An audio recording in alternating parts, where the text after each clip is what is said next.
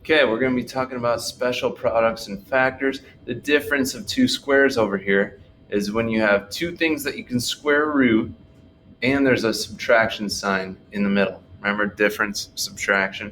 So you're going to square root them both. Square root of a squared is a. Square root of b squared is b. And then you're going to put a plus with one of them and a minus with the other. Now the perfect square trinomials, the way you're going to recognize those is you can square root the first and last term, and then the middle term would be if you were to multiply those together and multiply by 2, you'll get that middle term. So you got to look at that first symbol there, and that would be the symbol that goes in between them. So if that's minus 2ab, it's got to be a minus in the middle, and if it's plus 2ab, it's got to be a plus in the middle. They're both going to have plus at the end. So we'll get into it. You'll see it happen several times.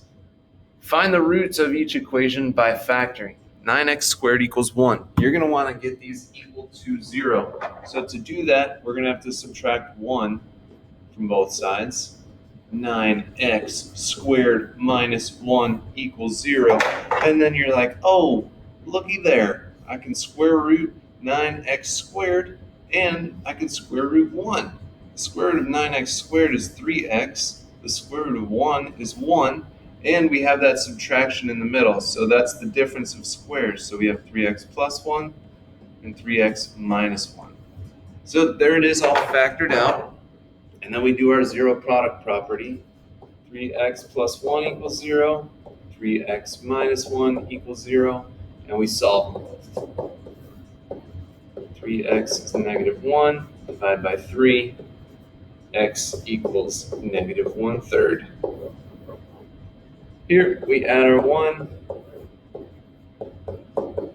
We divide by 3.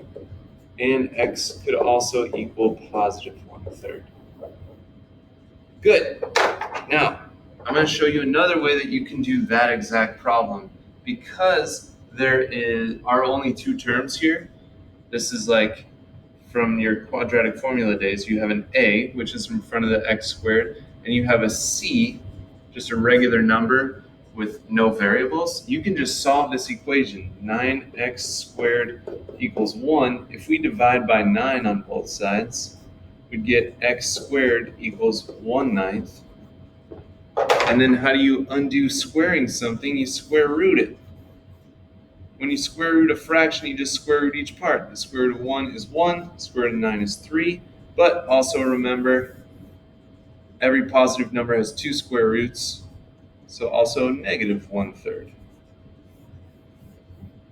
Cool. Now that's only going to work if you're missing the b. And I threw up air quotes there, and I'm in this room all by myself. No one saw it. So trying b, again, we got to get it equal to 0. So I'm going to move this 40x to the other side by subtracting 40x. So we'd have 0 equals 8x squared minus 40x plus 50. Now you might be like, well, I can't square root 8x squared or 50. But you should always look for a common factor. And 2 goes into all of these. So we can factor out a 2, which would give us 4x squared minus 20x plus 25. We could essentially get rid of this 2 in front because we could, I'm throwing up air quotes again, divide both sides by 2, and 0 divided by 2 is 0. Now if you look, I can square root 4x squared, I can square root 25. Square root of 4x squared is 2x, square root of 25 is 5. And then if I were to multiply those together, 2x times 5 is 10x, times 2 gives us the 20x. So this is one of those perfect square trinomials. And remember, whatever symbol is first there goes in between. Now, ordinarily we set up an equation for each part, but this would be the same thing. So we only need to solve this one time and we'll be good. So we add the 5. 2x equals 5. We divide by 2.